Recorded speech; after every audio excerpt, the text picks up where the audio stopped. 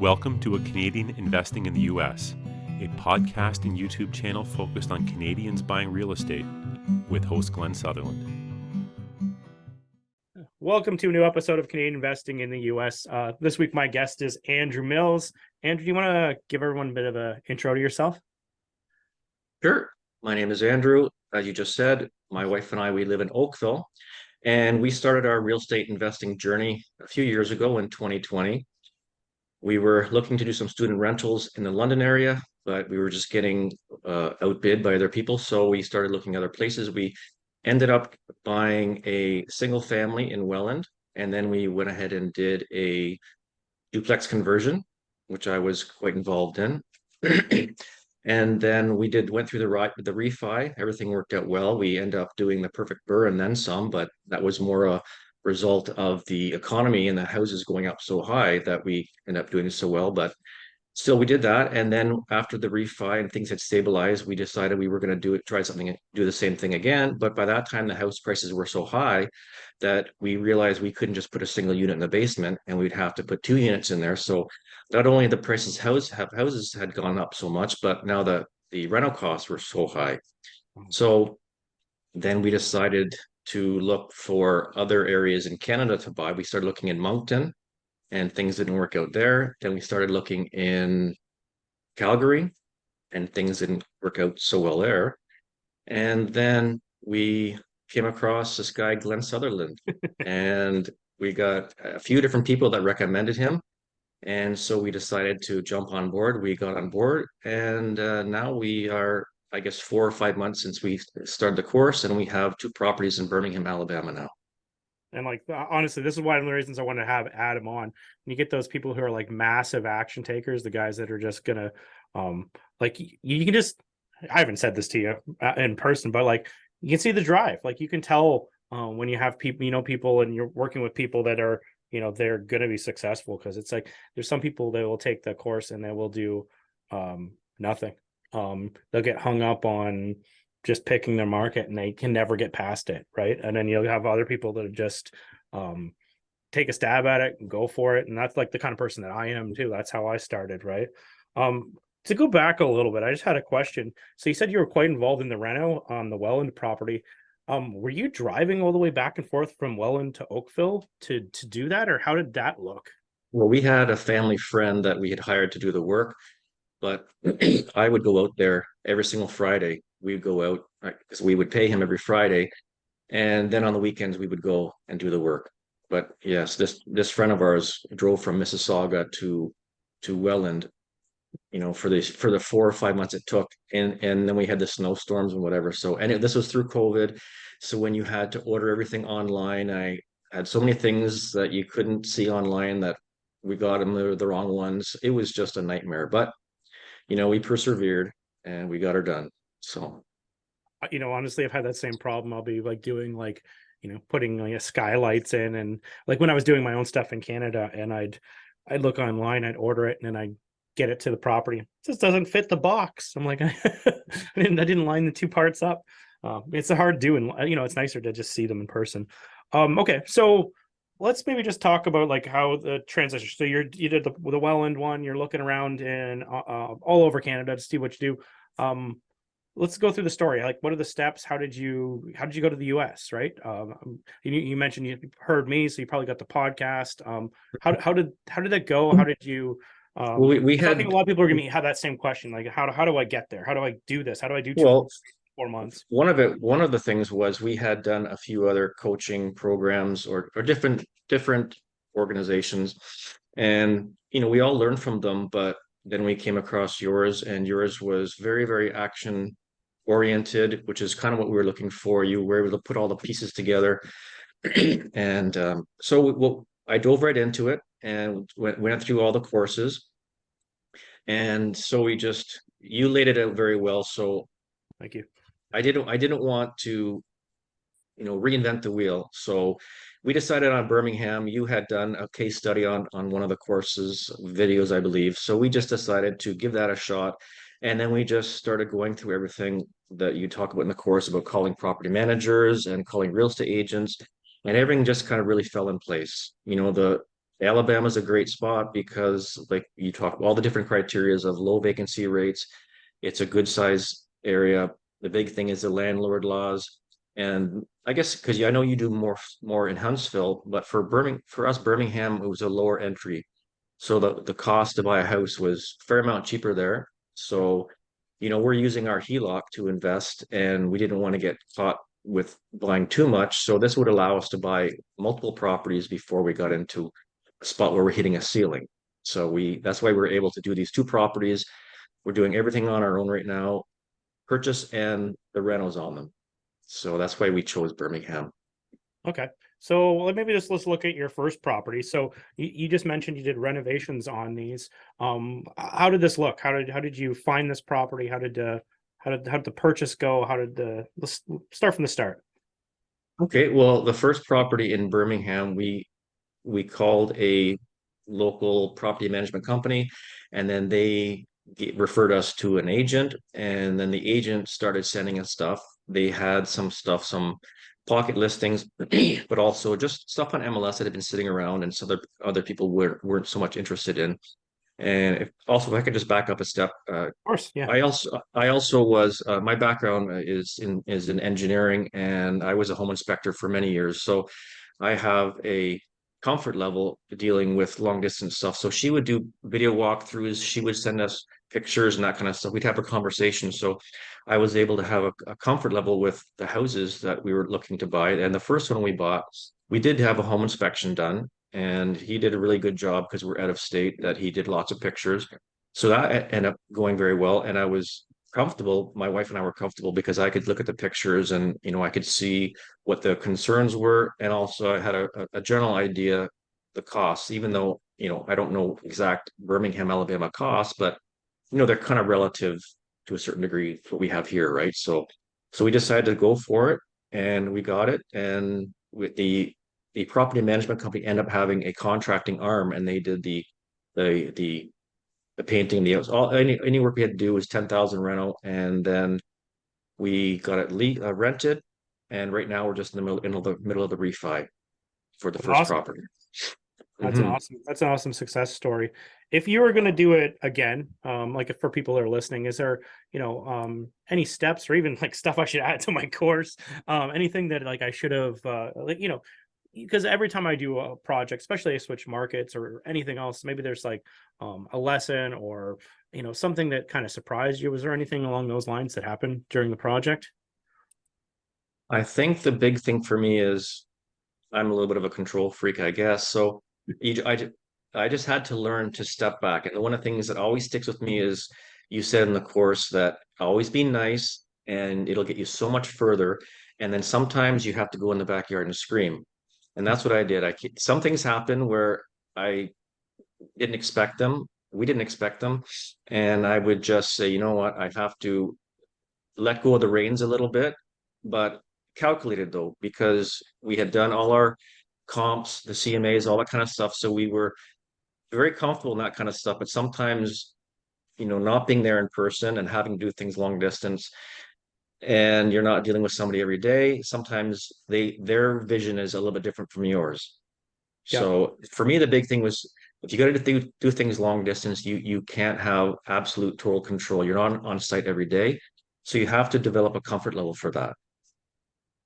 No, those are good tips, and that's a hard part too. Is like you're managing people that you don't really know, and you're especially like I came from a similar background. I was doing renovations and flips and BRRRRs and rentals in Cambridge, Ontario, and I used to do it myself. I go on site. I take back when I had my job. I take vacation and go and do trim all day, right? And or I put a new kitchen in, which is honestly it's looking back, I'm like it was like why would I do that, right? Burning through my vacation to work more seems insane, but sometimes it takes what it takes to get to where you're going. But it is hard. It's hard managing people from a distance. It's hard managing people there. And from my understanding, I think you were no, it was the other guy. You haven't been down to Birmingham at all, right? No, I was just actually we're thinking about doing that because our second property, the flip, well, we want to do a flip because we Yep. want to start generating some cash flow, depending on the market.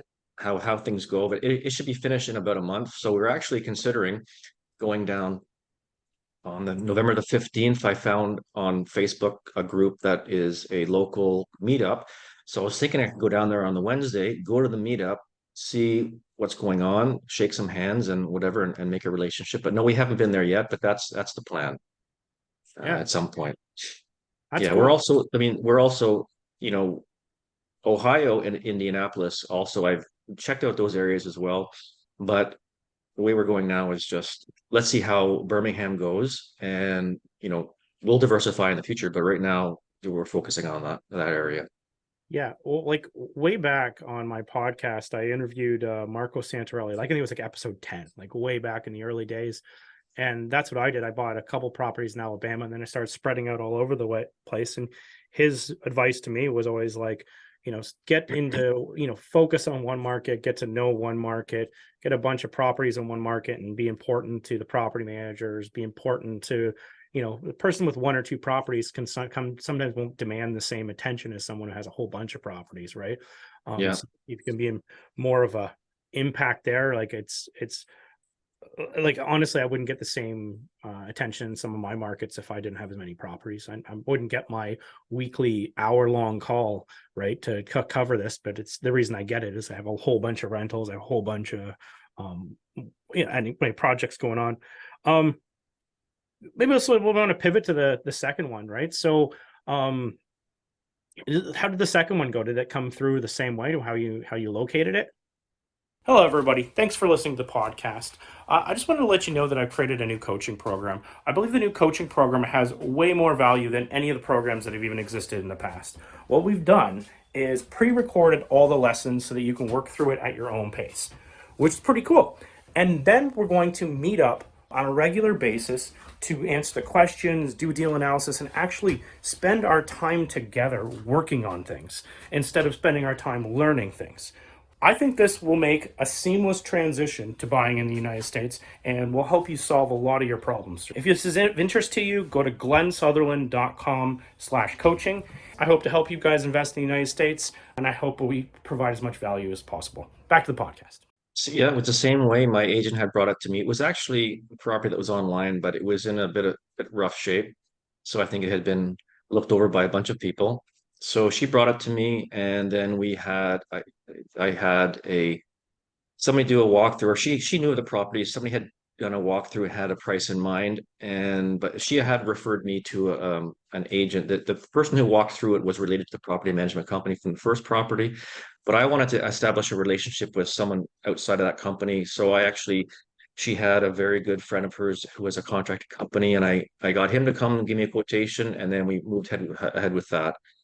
And it's a great up and coming area. It's gentrifying. So originally we were thinking about doing a buy and hold there, Yeah. but after, more time in the mastermind, that kind of stuff, and try to figure out what our goals were, we're focusing on more similar to what you are, I guess, 75% flips, 25% buy and hold sort of thing. So we decided to transfer and take this property into a flip if possible. But, the only issue we're running into now is that it's getting close to Christmas season.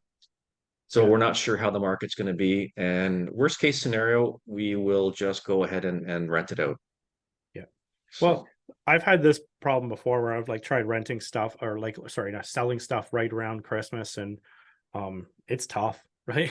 Especially, well, I haven't tried that down in like the south because it's a little bit warmer, right? So a lot of times it's like I don't want to move and stuff. But is this the holidays too? People like want to kind of have their spot and put up their tree, and so it's harder to move. But like, that's where it gets a little different. You get into places that don't get snow, and yeah, it might not you have know, as much of a slowdown, right?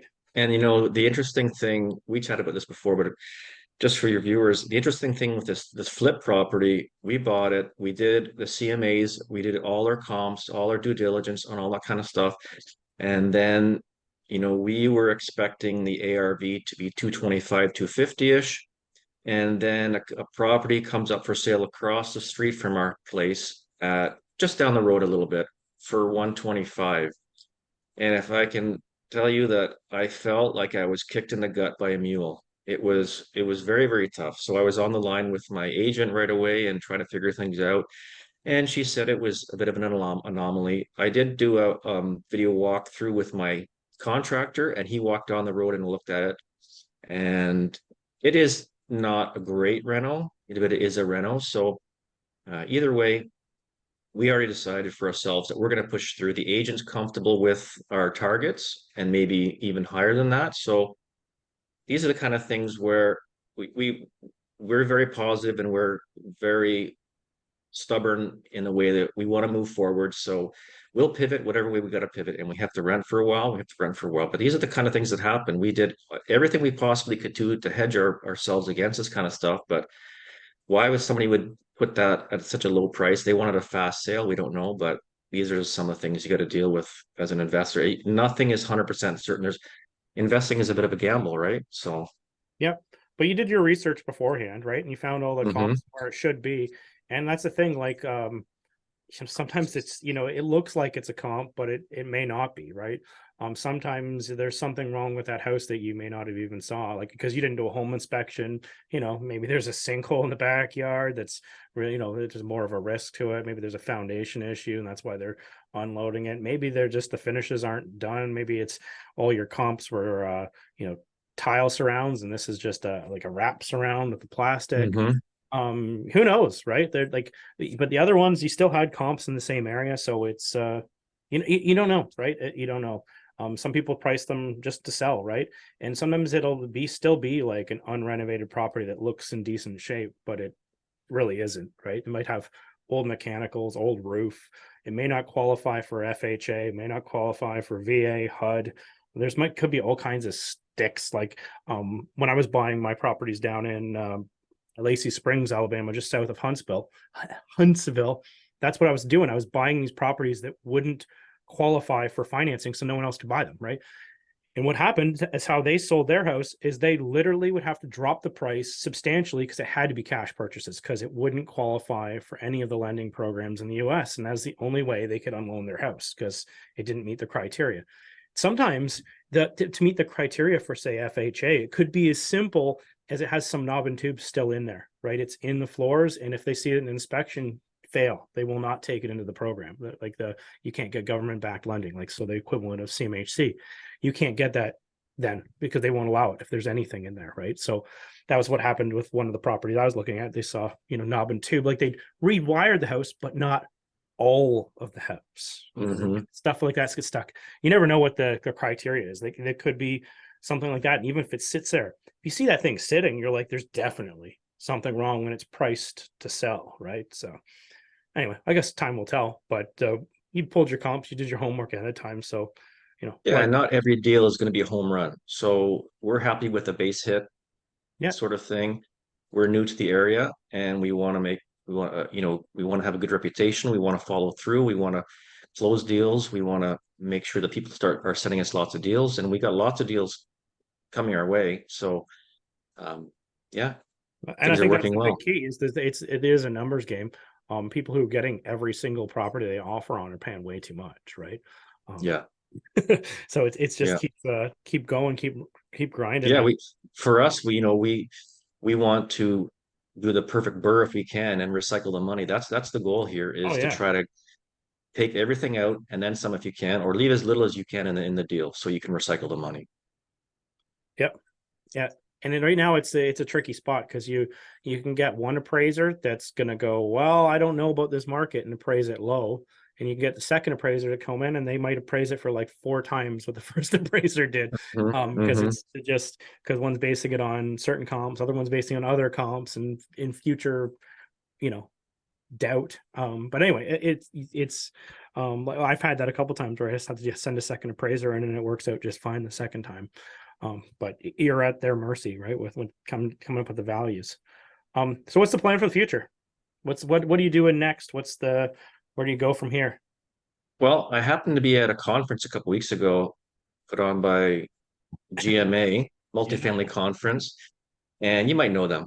yeah, And I've heard of them. I heard this gentleman already speaking about mobile home parks. So right now I've got my agent in Alabama. There's quite a few. So that's the next step for us. is looking into some of that kind of stuff there. We also mentioned about once Alabama kind of gets stabilized and we've got a good flow of income there, we're looking at Ohio and Indianapolis as well.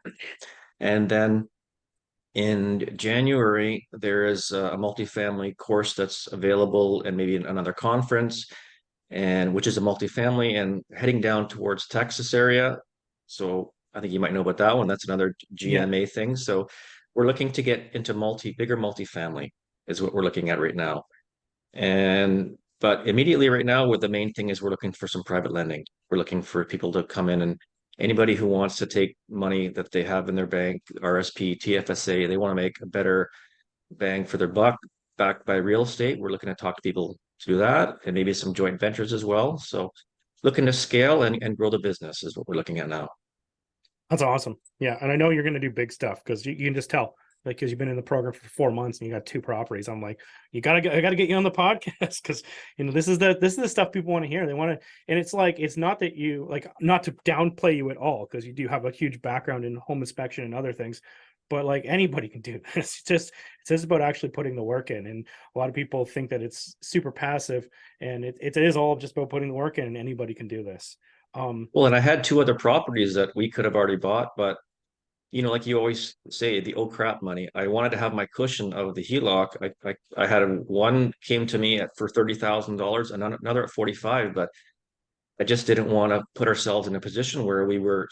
I've been there before with my Welland property. We stretched ourselves too thin with credit cards and stuff, and it was very, very stressful. And I just said, I'm never doing that again. So wanted to do things smart. But yeah, that's the plan, is to scale. So I've done that too, and I think you're kind of alluding to the story, but like I was buying properties and I was growing, and I was trying to do it completely on my own at the start, and I was like, I went and got like new credit cards, and they gave me like 0% for a year, and I'm like, okay, I'm gonna buy a property in Indy because it's cheap there with just the credit card, and I'm gonna buy another one with my other line of credit, and I'm gonna go into all the different banks in Canada and see if I can get like 20,000 or 50,000 from each one, and try and just put this together, get as many as possible. And in the end of it, it was so stressful because then you had all these payments on all these different weird cards. Your money's in the US. You got to get the payments up to Canada, pay all these lines of credit. And I realized, I'm like, I'm never doing that again. It's so much more powerful to take on some partners, either as like a private money or as a joint venture, or however you decide to structure it. And it's you can make it make sense, right? Like I like to accept the money in American, because then it makes things a lot simpler, and just cut them a whole bunch of checks in American. They can deposit it into their American currency account in Canada. They can put it in a bank account in the US. They can do whatever they want with it, right? But well, yeah, and kudos everybody. to you because you gave me the framework of exactly how to do it. And moving to the US is frightening for a lot of people, but you made it simple, from the corporate structure to the banking, financing, building teams, structuring, all that kind of stuff, finding your market. It was totally laid out for me. It was just basically just got to follow the program. So it made it easy, and you just got to take action. And my wife and I were in a great position because we were ready to go, ready to move ahead. We were serious about it and just needed someone, a coach like yourself, to help us point us in the right direction. And yeah, it's been great. Great. The mastermind has been great as well. Support. Thank you. So yeah, The it's not easy with the ITIN and the EIN and timelines, yeah. uh, limited partnerships and all that kind of stuff. So it's a bit Yeah, complicated, but it's doable. yeah.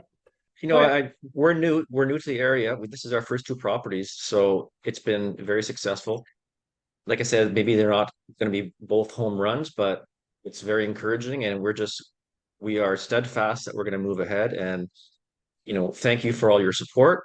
It's been great, and without you, I don't think we wouldn't have be where we are today. So I appreciate that. And when you say that, like, they're not all gonna be home runs, like some of that it's about just taking action, figuring out, and then because if you waited for everything, because I have people that do that, they wait for it all to be perfect, and they only want it if it's going to be the super home run. And sometimes you're going to keep waiting, and you'll never get all the traffic lights green. Like those home run stories that you hear from people on podcasts, some of it, like, it works out, and sometimes it just, the market pushed those numbers up there. ARV, it wasn't what they planned on buying at, right? There was in the last couple of years, there's a lot of market things like that. But I think that's the biggest part of it, is to take action, and then you get it done. Make sure you don't lose any money. You get some good base hits, and then you like learn from this, and you're like, man, we could do this and do that, and grow it bigger, get connections better. So honestly, that's the way I did it.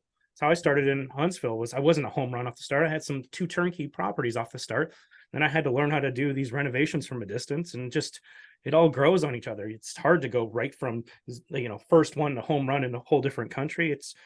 There's gonna be little blips and things to work out. There's too many people involved. But the main thing was gaining experience, getting relationships with people down there, and moving ahead. And that was the most important thing for us. So it's a great property. It's beautiful, nice bungalow, big bungalow with a single car garage. We got it rented for $1,300 a month.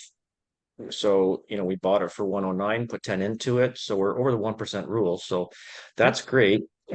So, let's see. We should do okay, but either way, that's not going to deter us. We're developing our business plan and moving forward. So, yeah. Awesome. Andrew, people wanted to learn more about investing in Birmingham, wanted to get a hold of you to see what you're working on, or just get a tip or two. How do they get a hold of you? I'm on Facebook and I'm on Instagram. Instagram, it's Andrew Mills 99, I believe, and Andrew Mills on Facebook. Just reach out to me. Yeah, I'm not a huge presence there. I'm just learning. I got to be Instagram guy, so we'll see. I'm still not much of an Instagram guy. I'm more of a Facebook guy, but I got to learn that too. Anyway, Andrew, thank you for coming on the show. I really appreciate it. I think there's a ton of value. I think you literally spit out a lot of juicy nuggets throughout this episode. I think so. People will be writing some notes to people who are interested in doing stuff down in the States. Thank you so much. I appreciate it. God bless you. That was a nice video. Bye.